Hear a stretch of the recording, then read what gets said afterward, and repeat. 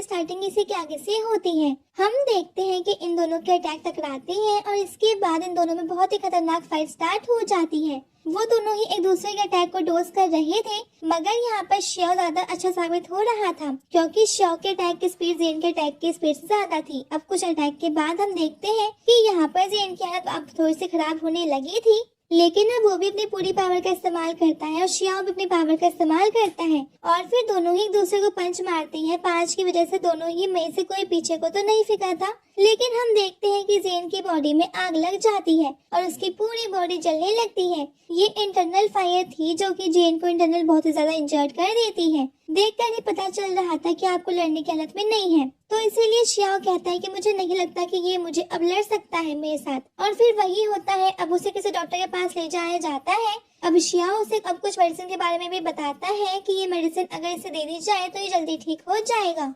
तो अभी जेन को वहाँ से ले जाया जाता है, तभी वहाँ पर लान आती है। हम देखते हैं कि श्याओ के हाथ में अब इस वक्त चोट लगी थी, तो उसके हाथ में अब कुछ पट्टी बांध देती है। ये चीज देखकर वो लड़का जो कि लान के साथ प्रैक्टिस कर रहा होता है वो बहुत ही गुस्सा हो जाता है। वैसे यहाँ पर लान श्याओ से कह रही थी कि अब तुम्हें चोट लग चुकी है तो इसलिए अब तुम्हें फाइट नहीं करनी चाहिए, लेकिन श्याओ कहता है कि नहीं, जब तक मैं यहाँ पर सभी लोगों को हरा न दूं तब तक मैं नहीं रुकूंगा।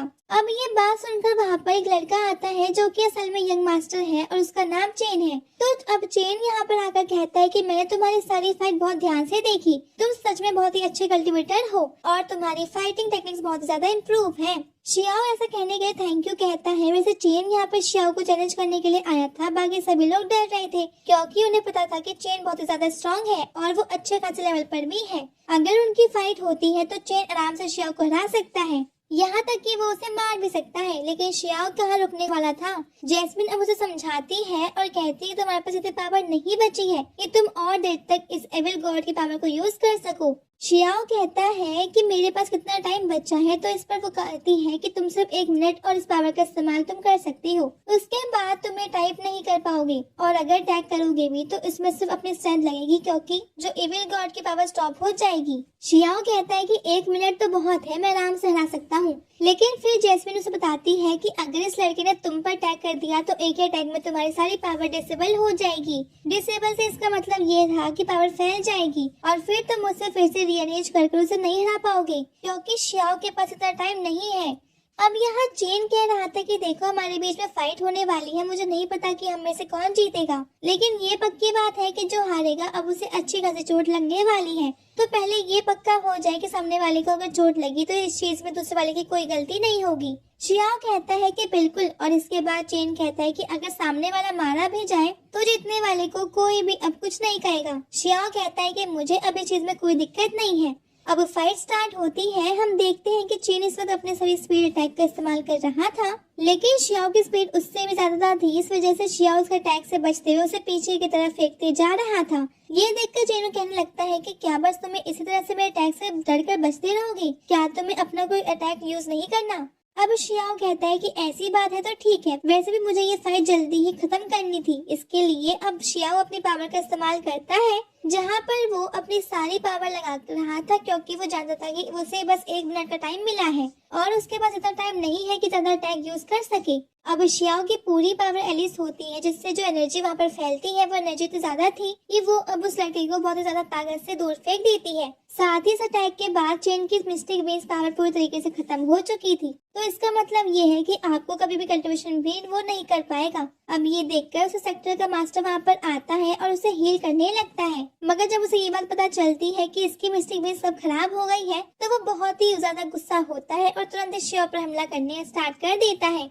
लेकिन जब वो ऐसा कर रहा था उस समय जीनियो सेक्टर के मास्टर वहाँ पर सामने आ जाते हैं और उसके अटैक को रोक लेते हैं। अब वो कहते हैं कि तुम मेरे अटैक को क्यों रोक रहे हो, मैं आज से छोड़ूंगा नहीं। लेकिन सेक्टर मास्टर कहते हैं कि पहले तो ये बात फिक्स हो चुकी थी कि क्या अगर किसी को भी कोई चोट लगी तो इसे सामने वाले की जिम्मेदारी नहीं होगी, तो अब यहाँ पर वो मास्टर भी वो कुछ नहीं कह सकता था, इस वजह से उसे वहाँ से जाना पड़ता है। और वैसे भी अभी उससे चेन का इलाज भी करवाना था। वैसे बाकी सारे लोग भी चले जाते हैं, लेकिन ये इवेंट यहीं पे खत्म होता है। मगर लास्ट में वहाँ पर वही लड़का आता है जिसे हमने पिछले पार्ट में देखा था। अब उसका नाम बाई है। वो यहाँ पर आकर श्याओ को सलाह देता है कि देखो, भले ही तुमने उसे हरा दिया, लेकिन ये बात ध्यान रखना कि उसके सेक्टर के लोग शांत नहीं बैठेंगे, वो जरूर वो कुछ न कुछ चाल चलेंगे। वैसे ही वो लड़का बाई यहाँ पर ये भी कहकर जाता है कि अगर तुम्हें कभी भी मेरी मदद की जरूरत हो तो तुम मुझे बुला सकते हो, मैं तुरंत आ जाऊंगा। अब श्याओ से थैंक यू कहता है। अब सभी लोग वहाँ से जा चुके थे तो सेक्टर मास्टर अकेले में श्याओ से अब कुछ बात करते हैं। वो श्याओ से कह रहे थे कि तुमने बहुत बड़ी मुसीबत मोल ले ली है। वैसे वो श्याओ से ये भी पूछते हैं कि तुम तो बहुत ताकतवर हो, फिर तुम हमारे जैसे सेक्टर में क्यों आए? तो वो कहता है कि मैं तो किसी सेक्टर में भी जा सकता था। श्याओ कहता है कि शायद आप सही कह रहे हो, लेकिन मेरे ग्रैंडफादर ने आपका सेक्टर सजेस्ट किया था, इसीलिए मैं यहाँ पर आया, क्योंकि मैं उनकी बात नहीं टाल सकता। वैसे मैं आपको कोई तकलीफ नहीं दूंगा, मुझे बस कल्टीवेशन करनी है और अर्थ में जिसम लेवल पर पहुँचना है। वो कहता है कि मैं पूरी प्लानिंग से आया हूँ, मुझे करीबन 3 साल का समय चाहिए। ये सुनकर सेक्टर मास्टर बहुत ही ज्यादा शॉक हो जाते हैं, कहने लगते हैं कि ये तो मजाक कर रहे हो ना, क्योंकि 3 साल में इस लेवल पर पहुँच पाना नामुमकिन है। वो बताते हैं कि वो भी इस लेवल को पार कर चुके हैं और उन्हें उस चीज में पूरे 28 साल लगे थे। साथ ही इस लेवल के अनलॉक होते ही इसमें कई सारे लेवल्स ओपन होते हैं, जिसके बाद एक एक करके उन लेवल्स को पार करना होता है। और अब इस चीज में उन्हें करीबन 15 साल लगे और तब जाके वो इस लेवल पर पहुंच पाए थे।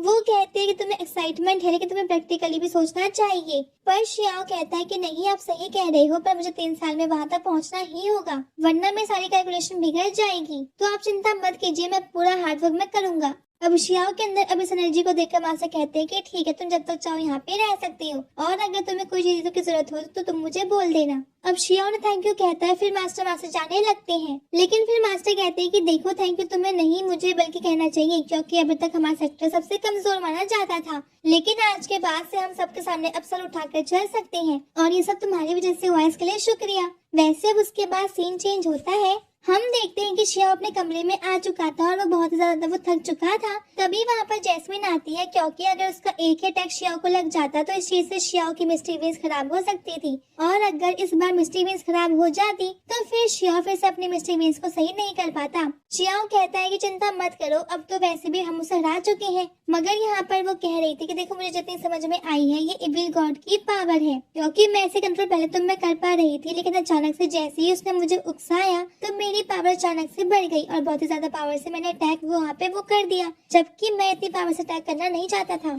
तो इस चीज पर जैस्मिन उसे बताती है कि ये तुम्हारा फर्स्ट स्टार अनलॉक होने की वजह से हुआ है। तो असल में श्याओ ने अपनी इविल गॉड की पावर का जो फर्स्ट स्टार था अब उसे अनलॉक कर लिया है, इस वजह से उसकी पावर अब बढ़ गई है। और वैसे इविल गॉड की पावर को संभाल पाना भी श्याओ की बस की बात नहीं है, इसीलिए अगर श्याओ जल्द से जल्द अपनी बॉडी को काबिल नहीं बनाता है तो उस पावर को वो कंट्रोल कर सके तो ये पावर उसी के ऊपर हावी हो जाएगी। साथ ही जैस्मिन ये भी कहती है कि अभी तो मैं इस पावर को भी कंट्रोल करना है, और तो और तुम्हें उस चेन को लोगों से बचना भी होगा। श्याओ कहता है कि कोई बात नहीं, मैं पूरी मेहनत करूंगा और पावर को जल्द से जल्द मैं अनलॉक करूंगा, क्योंकि मेरा मेन फोकस इसी पर है, क्योंकि उसके बाद फिर ना ही हमें चेन के लोगों से डरने की जरूरत है और ना ही उसके सेक्टर से। तो इसके बाद अब सीन चेंज होता है और अगले सीन में हम आ चुके थे सेक्टर मास्टर के पास, जो कि किसी लेडी से बात कर रहे थे। वो लेडी कह रही थी कि इस लड़के ने मुझे कोई खास बात दिख रही है, ये बाकी सबसे अलग है और उसकी पावर भी हमारे सभी डेसिबल सबसे ज्यादा है। अगर इसी तरह से अपनी पावर को बढ़ाते रहा तो वही हमारा मदद कर सकता है आने वाले डिमांड वॉर में। तो इस चीज पर सेक्टर मास्टर कहते हैं कि वो लड़ाई इतनी आसान नहीं होगी। वैसे वो लड़ाई 2 साल बाद होने वाली है, मगर फिर फुल HD रहती है, तब तक तो श्याओ बहुत ज्यादा स्ट्रॉन्ग बन चुका होगा, इसीलिए हमें श्याओ को प्रोटेक्ट कर रखना होगा। इस पर सेक्टर मास्टर हाँ करते हैं। इसके बाद अब सीन चेंज होता है और अगले सीन में हम आ चुके सेक्टर मास्टर के गेट की तरफ। यहाँ पर वही मास्टर जो कि चेन के साथ आया था वो इस वक्त चेन के फादर को अपने साथ में लेकर आता है और वो लोग बाहर सभी डेसिबल पर हमला कर रहे थे, क्योंकि वो डेसिबल उन्हें अंदर नहीं जाने दे रहे थे। तो अब जब सेक्टर मास्टर वहाँ पर आते हैं तो वही चीज देखकर चेन के फादर को समझते हैं ये तो बस एक फाइट थी और दोनों के लिए एक समझौता किया गया था, और ये बात सभी लोग जानते हैं। और अगर आप हमारी बात ना मानते तो ये बाकी सभी या फिर वो खुद चेन के साथ जो आए इस मास्टर ने, तो आप वो पूछ सकते हो कि क्या मैं कुछ झूठ कह रहा हूँ। अब वो उस दूसरे मास्टर की तो बोलती बंद थी, मगर यहाँ पर चेन के फादर कहते हैं कि मुझे अब कुछ नहीं पूछना, मुझे बस श्याओ से बदला लेना है, मैं उसे छोड़ूंगा नहीं। लेकिन अब सेक्टर मास्टर भी अपनी पावर रिलीज करते हुए कहते हैं कि नहीं, ये तो नहीं हो सकता। और इसके बाद आपको चेन के फादर और सेक्टर मास्टर दोनों ही अटैक करने के लिए आगे बढ़ते हैं और इसके साथ